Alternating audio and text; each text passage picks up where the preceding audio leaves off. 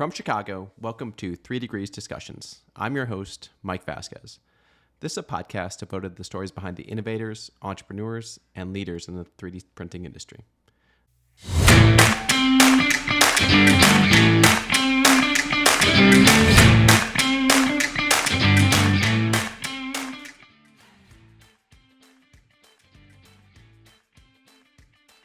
So then in the 2000s and up until that point, so I would say like 2000 up through like 10, 11, 12, the machine tool builders and machine community really went hard to improve the technology, right? The lasers were getting better. There were more machine manufacturers coming into the space. And then right around that time, and that was like when America Makes was getting founded, all these different things. It was like, well, the machines got good enough that the materials development community got interested again. That was Ed Herderick. Dr. Herderick is the Director of Additive at the Ohio State University Center for Design and Manufacturing Excellence. He previously worked for GE as Global Sales Leader for Portables NDT at GE Inspection Technologies and was the Additive Technologies Leader for GE Corporate Supply Chain and Operations. He has also served as Director of R&D at an additive startup called rp+m and was the Director of Additive Manufacturing Consortium operated by the EWI. He served as an AAAS Congressional Fellow in the office of Ohio Senator Sherrod Brown, and he received his PhD in Material Science and Engineering from the Ohio State University. Before we get started, head over to www.3degreescompany.com and subscribe to the podcast. Or you can listen to the show anywhere you download your podcast, including Spotify, Apple, Amazon, or Stitcher. All right, Ed, thank you so much for joining the episode today. I think we're going to have a wide-ranging conversation. So I like to start with everyone kind of, you're sitting in Columbus now, but kind of where were you born? Where'd you kind of grow up? And what was the early days of you getting on a path towards where you are now? Awesome. Yeah. Thanks, Mike. Super excited to be here. So I was born and raised in Central Ohio, in a suburb of Columbus called Pickerington. Actually, I'm Ohio State through and through. So I was actually born at Ohio State Med Center. So was my brother, dad, uncle. It's really been a surreal experience for me to come back to my alma mater. So I went to Ohio. So I grew up in Central Ohio, always knew I wanted to be an engineer. I went to Ohio State, and then actually my dad worked at Ohio State for 30 years. And now my office is on the floor above where he had his office for most of his career. So anyhow, yeah, born and raised Central Ohio, Ohio State through and through. Always was into engineering, aerospace, airplanes, all that stuff as a kid. And so yeah, it was natural to come to my home state university right down the street, study material science engineering, and yeah, set me on the path to where I am today. Were you around a lot of manufacturing and kind of industry as you're growing up in Central Ohio? I mean, like that was, big part of the overall economy, right? Is kind of making things, building things, certainly in the last few decades. Yeah, for sure. Well, and it was interesting for me growing up.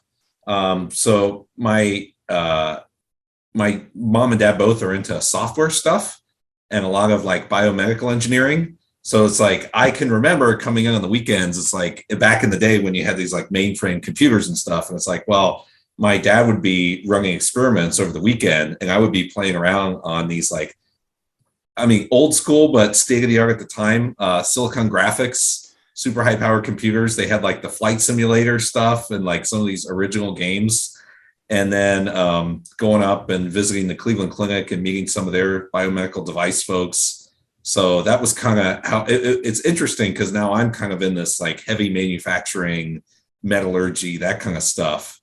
So I got exposed to a lot of, the early software stuff and a lot of biomedical devices, and then sort of leverage that into where I am today. And so I've talked to some of your fellow OSU CDME colleagues, and I learned that OSU has a welding kind of degree program where you said material science. So were you material science or welding? What was your focus when you went to school? Yeah, so my specialty was material science and engineering all the way through. So I did bachelor's, master's, PhD.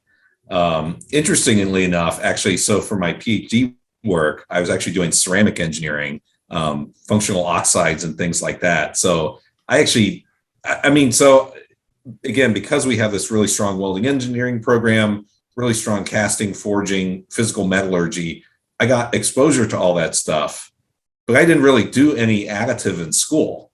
Obviously I learned the tools of material science, structure of materials, characterization, modeling, sort of physical processes, all that stuff. But yeah, I actually didn't do any additive all throughout my schooling in college. Was there anything particular that drew you to material science? Was it like, did you like some of the medical stuff that you'd seen your parents do? Was it something else? So actually, when I was in high school, I came on a tour. They had an open house for local high school students. And it was really great to see all the, I didn't really know what material science is. I mean, how do you know this stuff like in high school?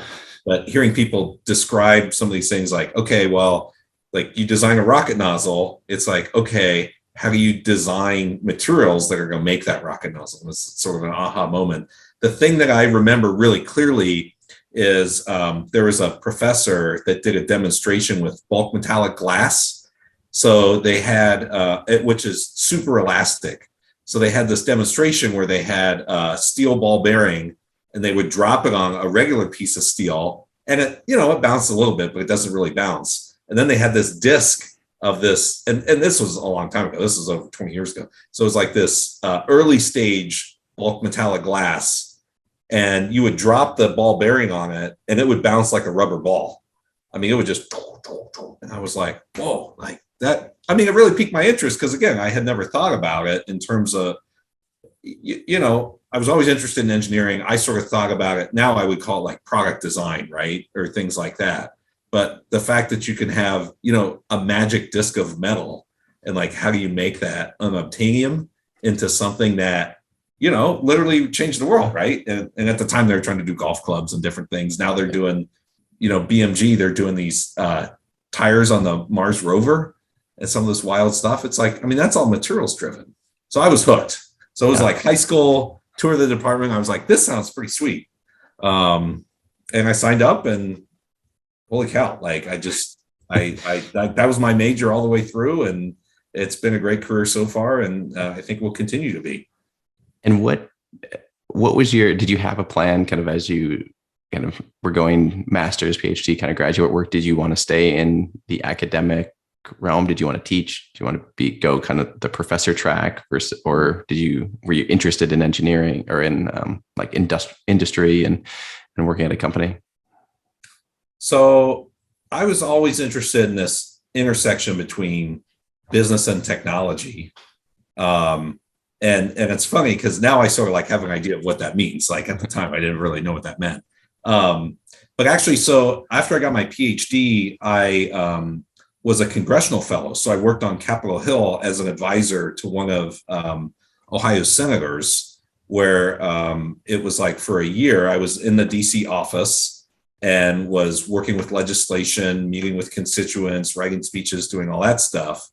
And it's interesting. So that was really sort of a great early career experience for me to learn the policy side of things, but also opened my eyes up because, again, a lot of this industrial policy stuff, there's a lot of interactions with the government. So even though I was working in government, it was really meeting with the business people and the local constituents that got me really excited. And that's what really launched that part of my career in terms of this business and technology sort of intersection. And so what part of, like, how were you kind of leveraging some of your materials background, kind of your technical background with that particular role? Like, I'm curious to see how, or hear more about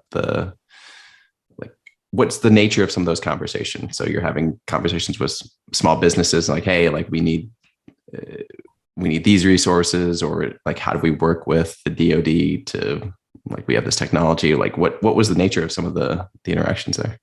Yeah, well, okay. So it's like constituents are coming in. So that could be, senior executives from an Ohio company, that could be local entrepreneurs, and they're coming in and saying, hey, key national need, we need critical materials like rare earth elements, or we need, titanium manufacturing, which is actually really big in Ohio, believe it or not, for defense and other supply chains.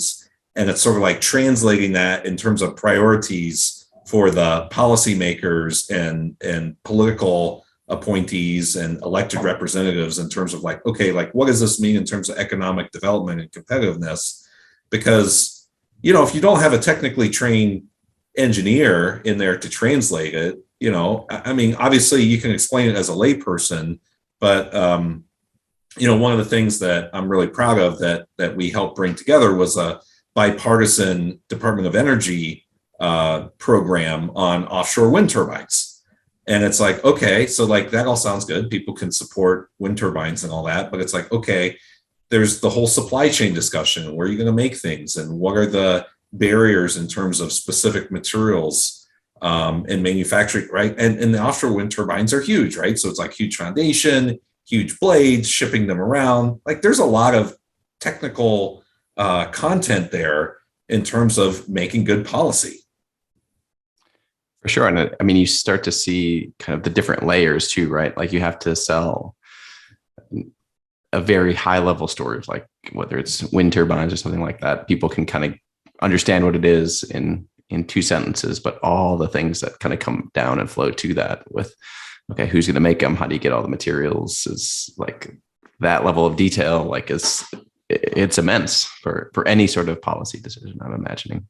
Not to mention just like the different stakeholders on each side of it, right? Yeah. And I'd still like to think that we can do like science driven or economically driven policy. And so actually at that time, we were in the early stages of discussing the Manufacturing Institute. So this was 2009, 2010. So that was really, I didn't plan it that way, but it was like, we were talking about the policies that eventually became the legislation and the programs through the different White House administrations in order to build the manufacturing institutes. So it was like, okay, like I was like working on the policy side and then came out and that now, you know, 10 years on have been doing all this work with America Makes and the other groups. It's like, well, that kind of, I didn't know it at the time, but that turned out into a really nice sort of thread of experience from one side of the policy development into actually executing that mission. And so around this time where you were wrapping up, or you were kind of done with your PhD program, or were you kind of doing this fellowship program? What was kind of the next transition in your career? Yeah, so I finished my PhD in 2009. I was in Washington for a year for this fellowship, and then I came back to Columbus and took a role at the Edison Welding Institute, EWI, which is where I first got into additive. And so for those who may not be aware of EWI, can you explain, because it's kind of a unique entity, right? It's somewhat of a nonprofit, somewhat of a kind of does a lot of research and different sorts of not only additive projects, but welding projects in general. Yeah, so it's a nonprofit research institute based in Columbus, Ohio. They have a couple of other sites across the country, including Buffalo, New York. I sort of think about it. It's kind of like if you ever watch Honey, I Shrunk the Kids, it's like, you know, Rick Moranis is always like inventing at this like research institute. Well, that's kind of what EWI is, but for manufacturing, right? So they have a big lab, you know, now it's filled with additive equipment. At the time we were sort of building that up. But you go out into the high bay and it's filled with any kind of welding technology. You think of metal, sheet metal forming, all that stuff. And working with both government and commercial partners, we're like inventing new technology. So it's not at a university, it's at this, you know, private research institute think tank. But man, what a great place to start a career. It was super fun. And interestingly, actually, so I got linked up with them, and it's funny now because like I'm still working with people that I met there. So the people that brought me in, Nate Ames, who was my hiring manager, is now the executive director at CDME. So that sort of came full circle. And then another good friend of mine, Kimberly Gibson, who's now at America Makes, one of the co-founders of IC3D. So it was sort of Nate and Kimberly that brought me in, and we were all colleagues together at EWI building up their programs back then over 10 years ago. So what was your kind of day-to-day job like, kind of first job after you finish your PhD, your kind of like first technical job? So what were you doing on a daily basis? Yeah, so I was in the materials group. So like there were some projects that were already established that I was working on. And then as I was there for more time, then it would be my responsibility to go out and like come up with an idea and then go be writing proposals again, either to government solicitations or to commercial partners to fund projects and develop technology. So so that's how I got into additive, was at EWI, which really makes a lot of sense because they're the welding experts, and a lot of this additive stuff, especially metal, is around sort of welding technology. And so actually the way I got into additive, it had to have been like the first or second week I was at EWI. And again, it's like one of these seminal moments in my career. I remember, so they had this like PA system where they would like page you. And I was like new to the company. I'm sitting there typing away, whatever, reading papers. And I got a page over the pager system, Ed Herderick, come to conference room 100 or whatever. I go down there and two great folks, great friends, Beth Jackson, who's a program manager, still there, and Ian Harris, who was the sort of founding director of the Additive Manufacturing Consortium for EWI. And they go, hey, we have funding from our membership base in the state of Ohio. We have a project to go write a state-of-the-art review of additive manufacturing. This is in 2010. And it's like, at the time, I didn't know anything about additive. But it was like this perfect project to launch a career because I literally had funding for 6 months to go interview all the companies, talk to all these big programs around the world, and read papers and develop some ideas around the technology, and then write a nice report for the membership. And that was how I launched my additive career and made all these friends in the industry and sort of never looked back. So that was kind of maybe like an analyst role, but there was a lot of technology to it too, where like we actually physically had equipment in the lab. We're doing recipe development, materials development, sensor development, all those different things, sort of in a hands-on, actually in the lab as well. So with that report, I mean, do you remember anything? What was your kind of big takeaway from doing all that research? Like, how has that changed from your perspective? And did you make any predictions that have come true since writing that? Yeah, well, it's funny, and then I have another anecdote from my next stop that we could get to. But it was like, I remember thinking at the time that, man, there's a lot of players in this space. Like, how am I ever going to really get into additive and make a difference? Because there's like a lot of smart people, and they sort of seem like they got it figured out, right? Like, we knew there were a lot of problems, and there was a lot of 10 years ago, there were a lot of questions around quality. Like, were we ever going to be able to get fully dense metal parts that would be consistent and, stable process and certifiable by regulatory bodies? So a lot of those questions have been answered. The other thing back in the day, it was like, there really weren't that many materials, right? So it was like, okay, there were 3 or 4, 316 stainless steel, cobalt chrome, some Ti-6-4, some nickel work. But it wasn't the whole sort of spectrum of materials we have today. So that's kind of what struck me. The interesting thing for me looking back on it is additive's gone, and I'm talking industrial additive, maybe not exclusively metals, because I have done a lot of polymers, but I think the themes stick together. It's like, well, at that time, there had been, so looking back in the 90s, the materials community got really into additive and really excited, but the equipment wasn't good enough to make good materials. So the materials development community kind of walked away from it. So then in the 2000s and up until that point, so I would say like 2000 up through like 10, 11, 12, the machine tool builders and machine community really went hard to improve the technology, right? The lasers were getting better. There were more machine manufacturers coming into the space.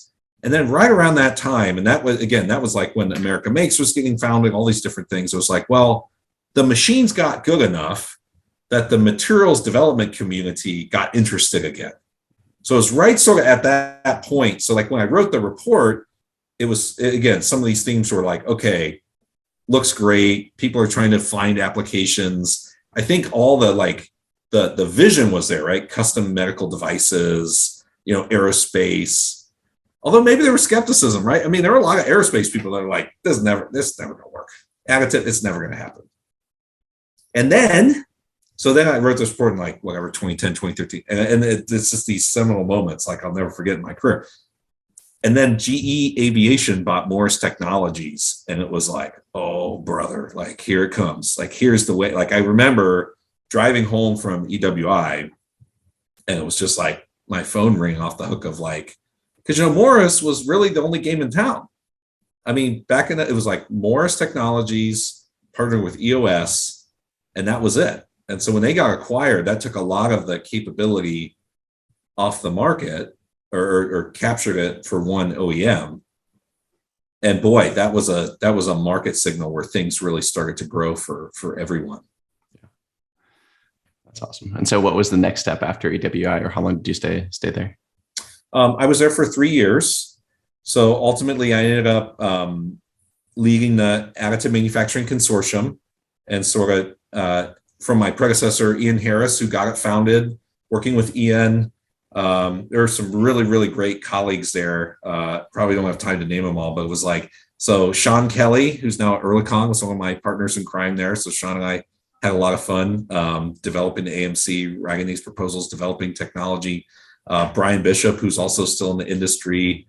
Mark Norfolk, who leads Fabrasonic. There's like tons of great people. Actually, one of the most bittersweet things was actually when we were at EWI, we wrote a proposal to NIST, and we actually developed the first scratch-built open testbed printer. And it was like literally the day of my going away party at the pub, we found out we won that huge grant. So I'm really proud. The team really did a great job executing that. But so it was like, okay, so after that, I left and I went to a startup in Avon Lake, Ohio, called rp+m, Rapid Prototype Plus Manufacturing, to help build out their business. So I took a job there as Director of R&D, and so I got to know them. They were members of the AMC Consortium. They had been doing a lot of work with America Makes, and they were just starting to build out their metal capability at the time. So I went up there. They got an EOS M280. They had the first X1 M Flex outside of X1, so it was serial number 1. And we were doing things, again, it's funny how this stuff comes around, because it was like, okay, so we were doing tungsten collimators using binder jetting, which came back around. One of our big programs there, rp+m, which is proud to have contributed. They're doing a great job, still going. They did design allowables for Ultem 9085 on the Stratasys 900, and now they've taken that through to production. It was a startup environment, and it was an incredible team. Still is an incredible team there. A lot of colleagues there have gone on and taken lots of different jobs across the industry. So, but yeah, so it was EWI to rp+m. And then I was there for a little while, and then I took my job at GE. Okay. So you went from kind of making the transition from academia and the PhD, kind of research institute, small company, then the biggest company in the world, or one of the biggest companies in the world. Yep. So what was the appeal? I mean, taking a step back, like, did you have kind of what was your guiding light or guiding principles as you kind of switch roles? Was it kind of following technical interest, or like, hey, this sounds really interesting? Was it the job role, or kind of the position of what the company was doing? Like, how were you weighing some of these decisions as you kind of made transitions in your career? Yeah, I mean, I just was trying to do stuff that sounded awesome. I mean, I was having a great time at EWI and rp+m. Like, those are both great companies. And then it was like, okay, GE wanted to build up their Pittsburgh CADA facility, and they needed an additive person to come in and sort of help lead some of those activities.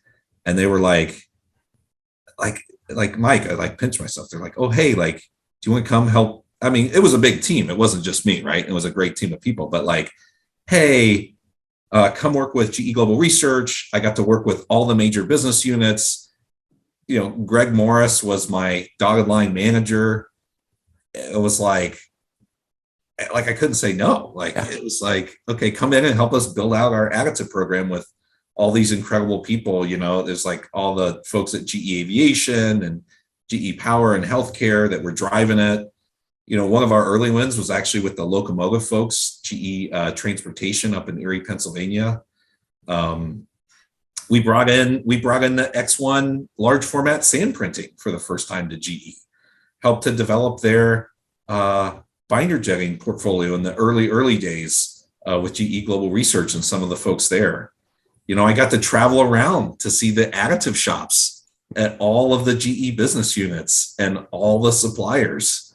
Man, I have a lot of great memories from my time at GE. And I'm like, okay, like what to even pick? I mean, so it was really fun. So I was working with all the sort of business leaders that were doing the additive stuff. So for 2 years in a row, it was like we did these global additive fly-ins. So I got to help sort of MC the global additive fly-in. We had one up in Waukesha, Wisconsin, which was the GE Healthcare headquarters. So that would have been in 2015.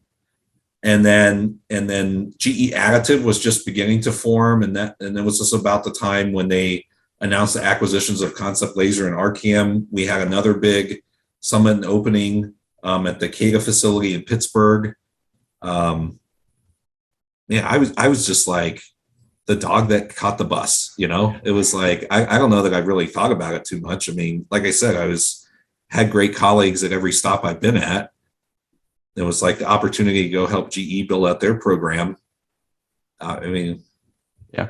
And what's like, so a big company like GE, they were on kind of the forefront of big investment in the technology. How does that, how does the idea of a new technology kind of make its way up the validation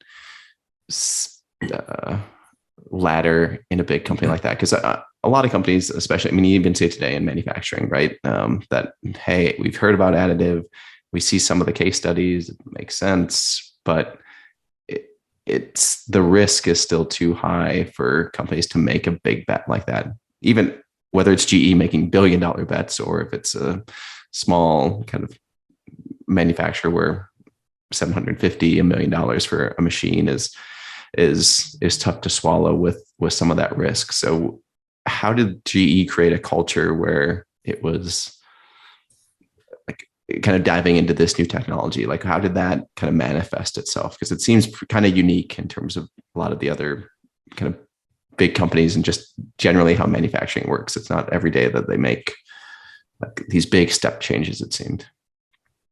Well, look, it's a special place. I mean, so they have been watching the technology almost since the outset. And actually, one of my slides that I always used to love to show was from colleagues of mine at GE Global Research, Bill Carter and a few others. They actually wrote a SFF proceedings paper in the early 90s where they were one of the first to do metal sintering, right? Because the original invention at University of Texas was polymer powder bed laser.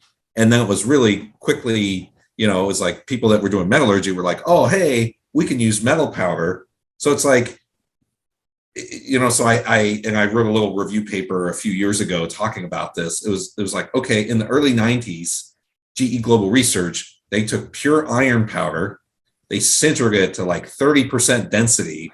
And I love the last line of that paper. They said, I'm trying to remember what year it was. I think it was like 93. And they said, we demonstrated feasibility. This will eventually become a standard approach, right? And they were right. So a company like GE, they had been watching it for years and years in their research enterprise. And then it's like, okay, when do you have the big enough application pull matched with the right level of maturity of the technology to pull it through and invest in something big, And so for them, that was the LEAP engine. So LEAP engine, single aisle, 737, Airbus A320. So these are the like Columbus to Orlando, Disney World shuttle back and forth 13, 14 times a day, 1 2-hour flight. So the issue with those flights is the takeoff is when you really stress the engine. That's when you have the highest power, highest temperature, highest stress on the engine. In order to make the engines more efficient, you have to run them at a higher temperature, right? So you have this combination of the single aisle jet. So you have 13, 14, maybe even more takeoffs per day with the higher temperature for higher efficiency. That really stresses the combustor section and the high pressure turbine of the engine. So they had this drive this would be like late 2000s is when they started developing this stuff for more efficient fuel injectors, right? So this became the fuel nozzle program because you really couldn't make it any other way. There's a really complex internal geometry. The previous technology was a really complex brazing operation that actually you could almost argue is additive, where you take these like layers of metal foil and you braze them together in these complex shapes. But they couldn't get the heating, so they use the fuel. So the fuel gets warmed up, goes through this heat exchanger, and then gets atomized, and that's actually the flame that drives the engine. But they couldn't get enough cooling or efficient enough cooling to have the nozzles survive the duty cycle they wanted to do all these 13, 14, 15 takeoffs every day. So then it was like, okay, additive had been there on the shelf, and then it was like, okay, here's an application. We need this for the performance of this program. And then it sort of pulled through and then was sort of this like co-development. And that led to this whole growth. And then once you had an application where it pulled it through, there was the success story. Then you had all these knock-on applications. It's like, well, people don't necessarily realize. So, and this isn't just for GE, but all these gas turbines are applicable in power plants. There's a lot of oil and gas applications and just sort of like general industrial processing where you have compressors, things like that. There's a lot of ships that actually are driven by aeroderivative gas turbine engines. So that sort of technology for laser powder bed fusion being applicable to brazed fuel injectors, that was much bigger than just one program, right? And brazing is a really challenging technology. So the benchmark, so it was just like, okay, additive had been on the shelf. And look, all these other OEMs in the space have been looking at it. It's like, okay, just sort of slowly marching. And then finally you have this killer app. And then you have a big acquisition in the space like Morris Technologies.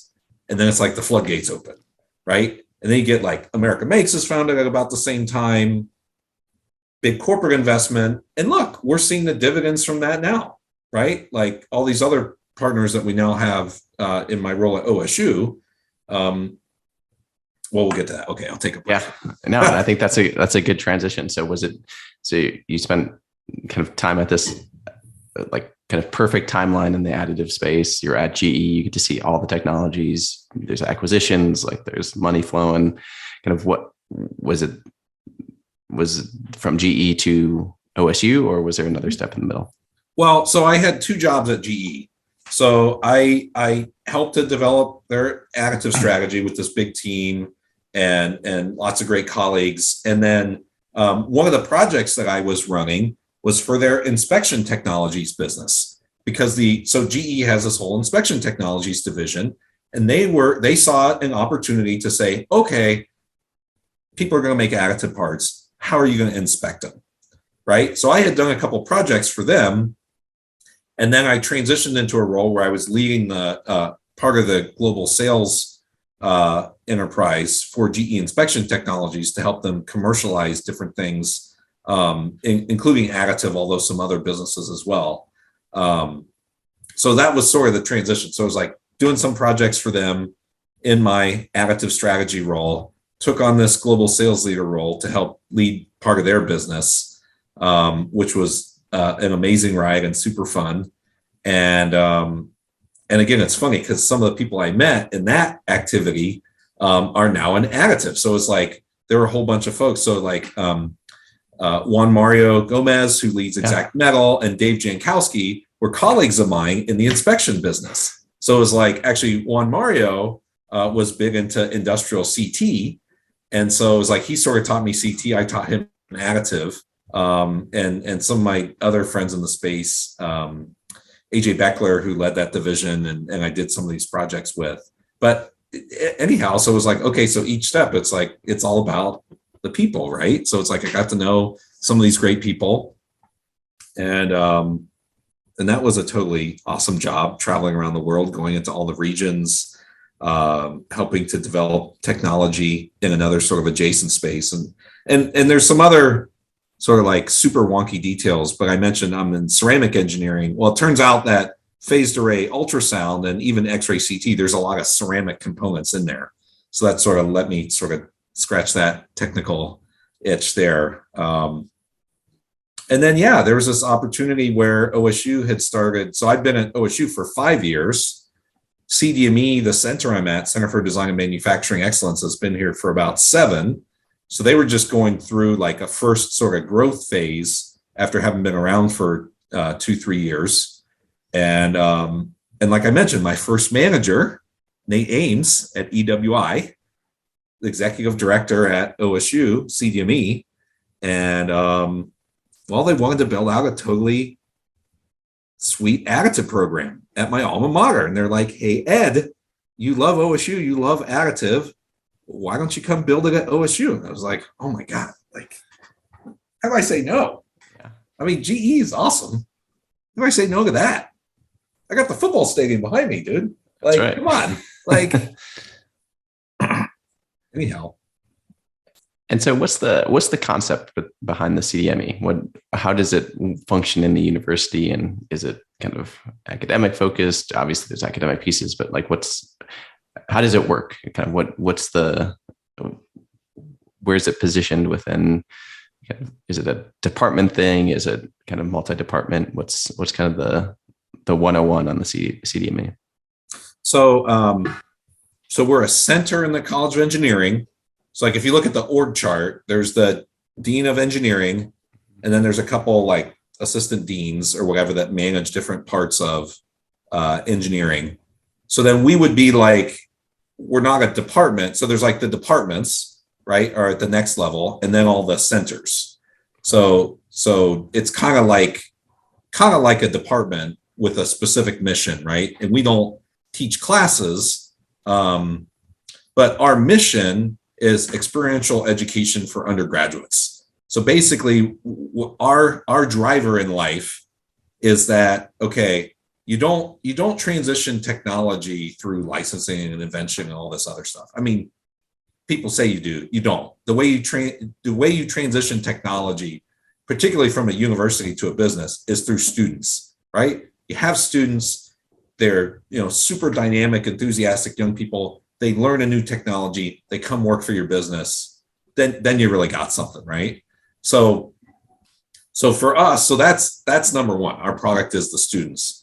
So then the corollary to that and what drives our mission is, well, you can't fake real.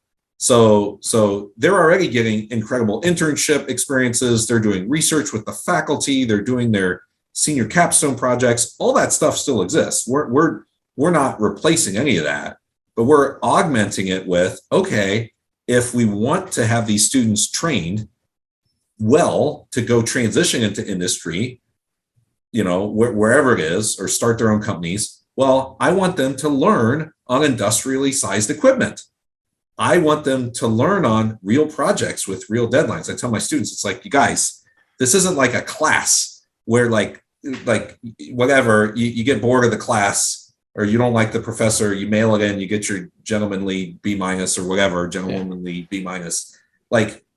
Like these are real projects. Like we want the students to learn. It's like, these are deliverables. Like that doesn't mean stuff always works, but if it doesn't work, you need to go, work with me, work with the staff to negotiate either an extension of timeline or change the deliverables. Like you can't so this is the stuff we want the students graduating with.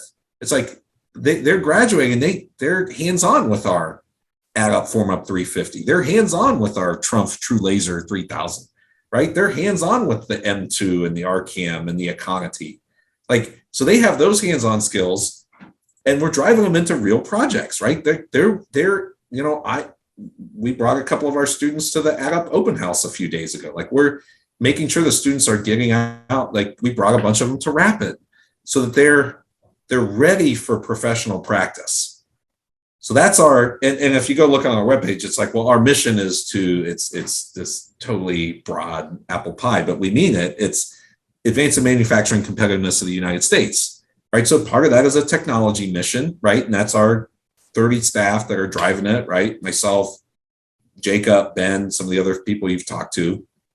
But then it's this huge cohort of students. Like, we have 40 undergrads in the additive lab. We're trying to add more. We have 140 undergraduates in CDME.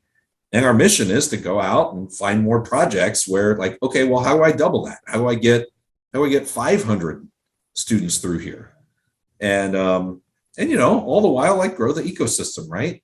I've been at all these great companies, working with great people. I have a huge passion for additive. It's like, okay, well, how can we we're land-grant university in the state of Ohio. Like, how can I work with the other universities? How can I work with America Makes? How can I work with Jobs Ohio to drive this stuff? Like, that's what I really want.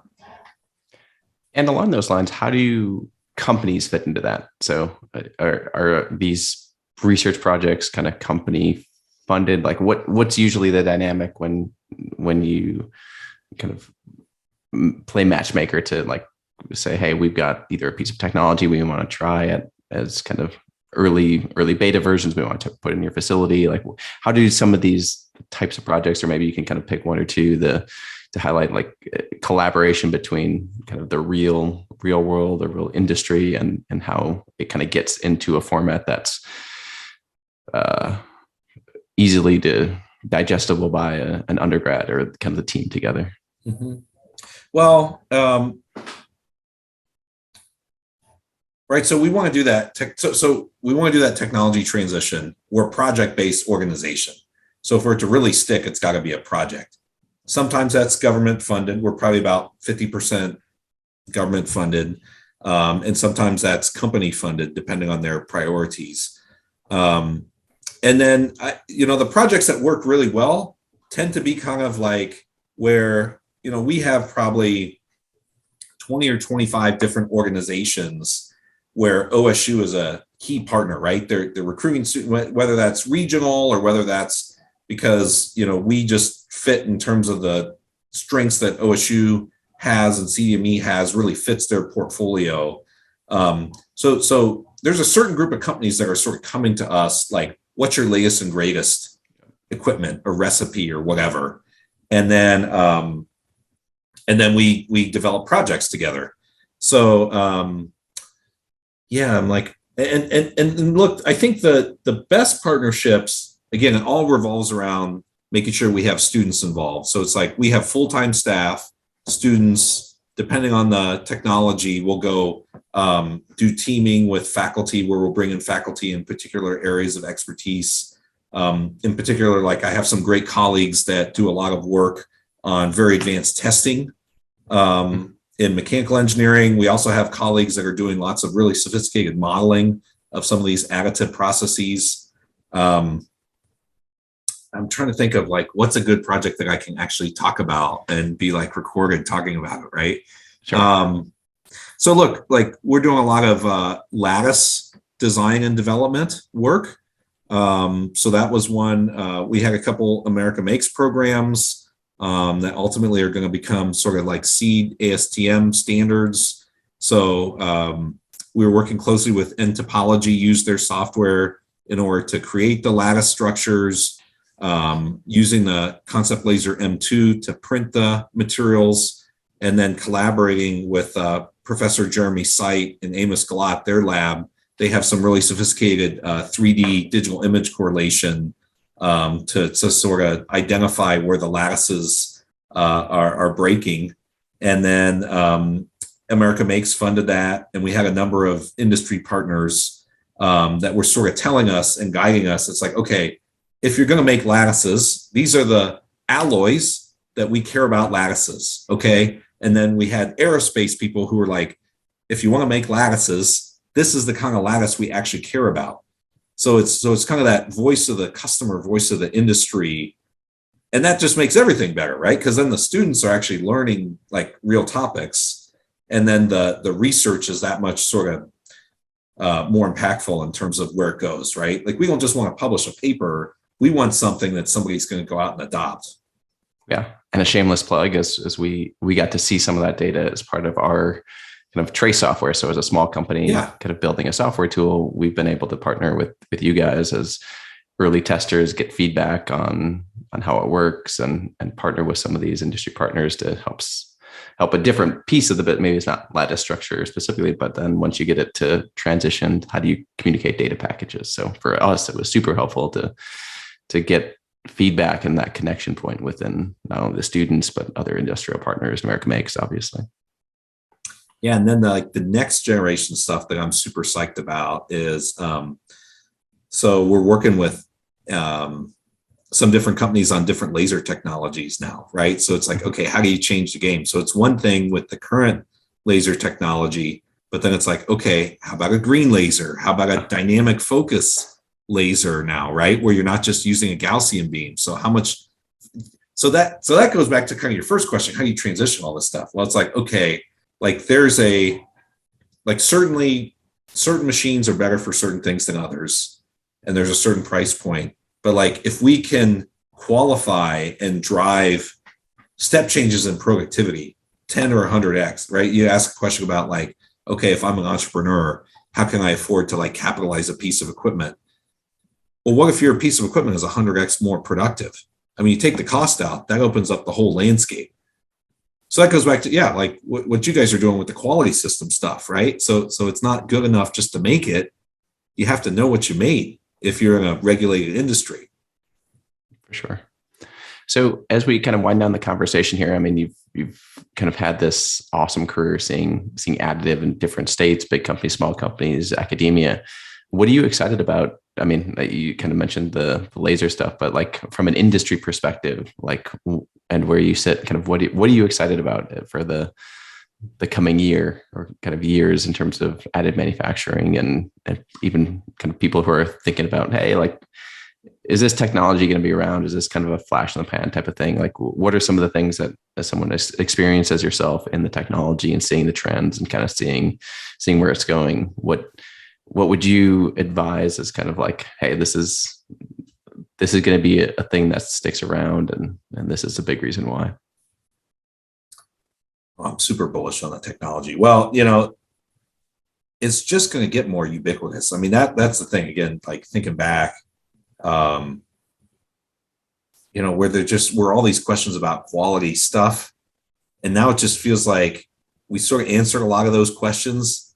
I think my prediction is, I remember one anecdote. It was one of the first things I did when I was at rp+m. I'll never forget. I did this panel. It was like this supply chain XM bank panel. And I had one of the president of the company was with me. And I was doing this panel, and we had a whole bunch of like senior folks. There was like EOS and GE and a few people on this panel. It was like, somebody asked a question, how big is this industry going to be? This was in 2013. And like nobody wanted to step up to bat and like say anything. I was like, well, and this former colleague of mine still gives me a hard time about this. It was like, I go, well, like casting's $120 billion industry.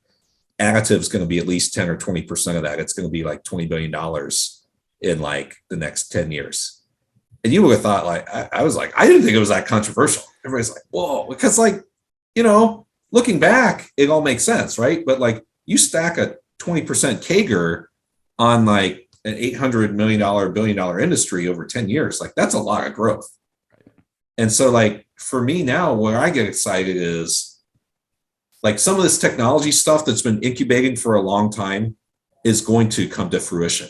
Like we're going to have mass produce like million part number parts in metal using binder jetting for automotive. That's going to happen in the next 5 years. I have no doubt in my mind.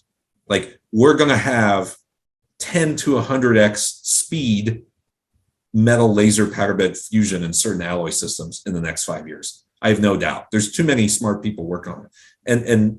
And then you have this whole thing like the exact metal guys where they're selling a machine for 60 grand.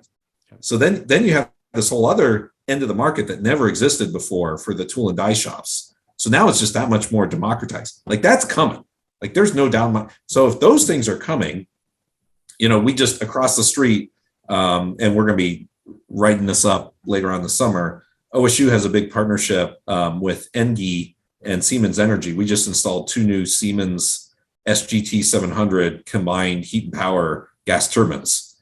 The way that you get to burning renewable hydrogen is with additive. You can't do it any other way. So literally the getting off fossil fuels to clean energy transition is going to be is enabled today through metal printing. And then you go to that corollary. If I make it 100 times faster, how much more impact can I make? And then you just go down all the jet engine stuff.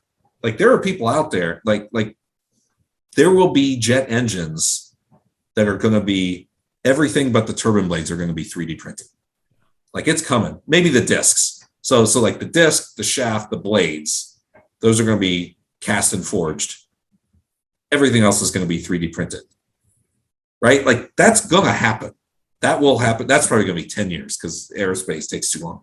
But look at the space stuff. Look at what these guys are doing on these small rockets. It's freaking incredible. Yeah. And then I haven't even talked about all the healthcare stuff. That's not coming. People don't necessarily realize what's out there. We're doing a lot of work. My colleague, Kyle Van Koevering, who's a head and neck surgeon in the OSU James Cancer Center, the level of impact, they're saving hours of operating room time with polymer planing models that we're printing today with Materialize and Stratasys commercial off the shelf equipment. And then you forecast that into the future of taking the cost out, making it more ubiquitous, working with the supply chain to do the Ti-6-4 printed implants, which they're already doing some of today, but that's in its infancy. Again, it's one of these things where it's happening enough that I know it's going to be ubiquitous. We take out 90% of the cost. That's going to change healthcare. That's going to change orthopedic surgery. That's going to change reconstruction after cancer. And it's literally going to be higher performance, better patient outcomes, and we're going to make it cheaper. Dude, that's freaking incredible. That's going to happen. There's no doubt. I've seen enough of it. It's not just evangelizing. That's coming. Absolutely. And it's coming fast. For sure. No, it's exciting. So exciting to see what you guys keep doing there and all the great programs and students that you have kind of coming into the industry as well. So it's awesome work and appreciate what you guys are doing and how you're contributing to the industry. So appreciate the time today. Yeah, really enjoyed talking to you, Mike. Thanks for the invitation. Absolutely. See you soon. All right. Take care.